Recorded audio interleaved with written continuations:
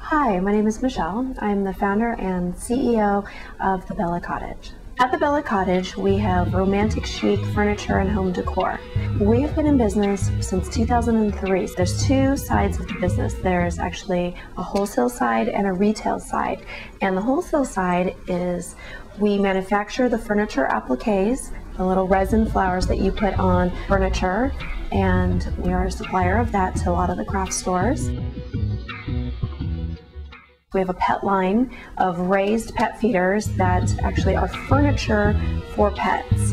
And we also have the vintage furniture, and we manufacture furniture.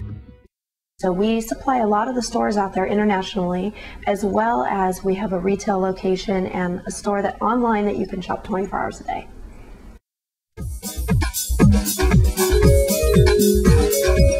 Before I started the Bella Cottage, it was very interesting because I was actually finishing up my PhD in psychology and working on my thesis while I started selling furniture out of my house, just on eBay, things that I had personally liked, and bedding, Shabby Chic bedding I was getting, and just reselling it just to make extra money. And people online just started going crazy over the furniture I was selling all the time. They would see the furniture in the background and saying, you know, we love your bedding, but wow, you know, would you sell the piece behind there? So I started manufacturing that, and I just couldn't find things on the market. Everything that was white was chunky and just something like a pine furniture that just been repainted. So what we designed was to make it look old, to have the beautiful carvings of an older piece, and adding the flowers and the swags and wreaths to pieces. So no, I didn't have any retail. I just followed my heart and really took a different path in life, which was interesting.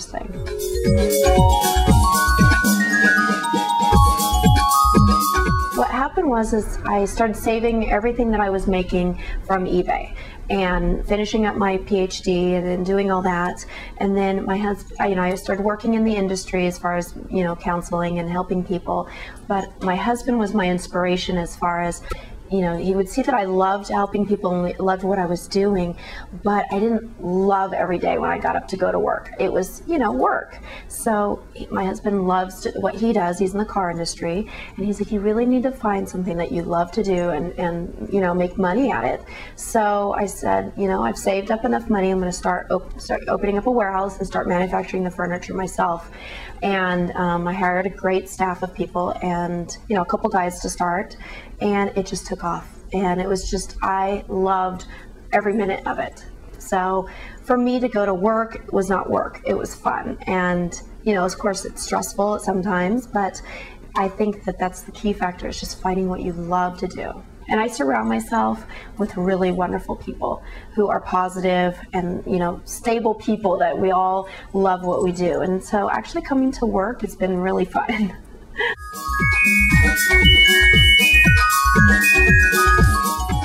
Thank goodness everything's been pretty good, but one thing I can definitely say is I met someone, we were working on some packaging designs, and I had found someone that I thought was pretty reputable, had a great website, and I'm just a trusting person and new to business, and I gave them a very large, like $3,500 deposit to start on the packaging, and completely flaked out of everything that we had done. So yeah.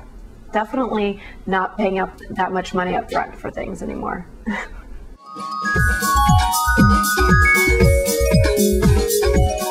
What we're really doing right now, of course, with the economy going on, what we decided to do when things started to slow down was really, really focusing on marketing.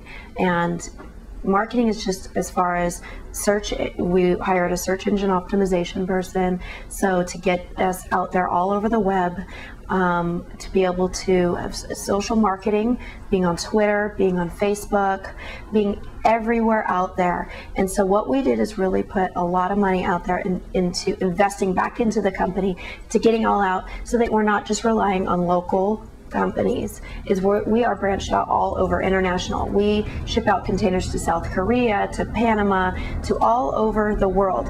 And the fact that we're open 24 hours a day to anyone in the world has been really what's kept us going. And in fact, we're up 30%.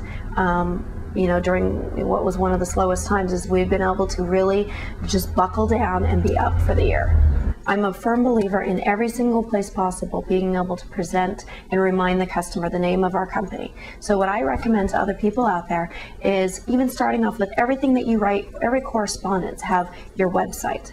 Then it goes all the way to magazines. We advertise in Romantic Homes and a couple other magazines, but I think that it's very, very important is to have an internet presence, a strong internet presence.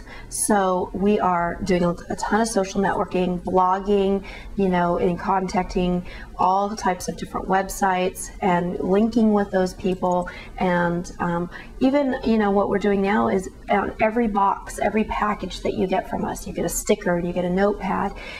It's just getting our name out there with beautiful things. I mean, if you see our business cards, they are gorgeous. It's like you have to present a brand, and it really is, everything starts from just that image and being able to give a great presentation.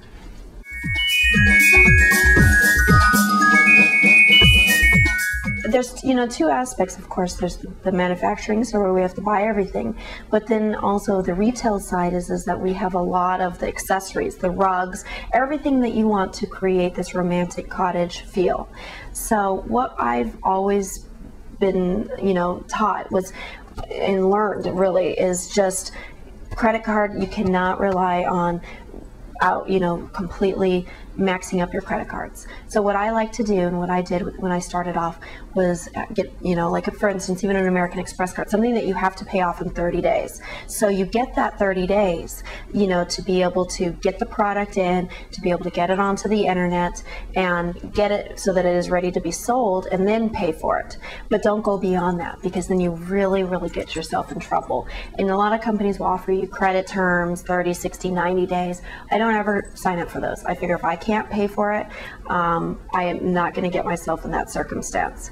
So I think it's really managing and looking at the numbers, looking at what your overhead is as a whole, rent, employees, everything, and then really getting an idea, okay, beyond that amount of money, how much more can I spend on new products? So I'm a numbers person, so I love actually going through all those numbers. It's kind of weird, but it's just really don't strap yourself, because it becomes over and over again. Every month it just gets worse and worse and worse. And that's how a lot of businesses, I think, get themselves, and a lot of our competitors got themselves in trouble.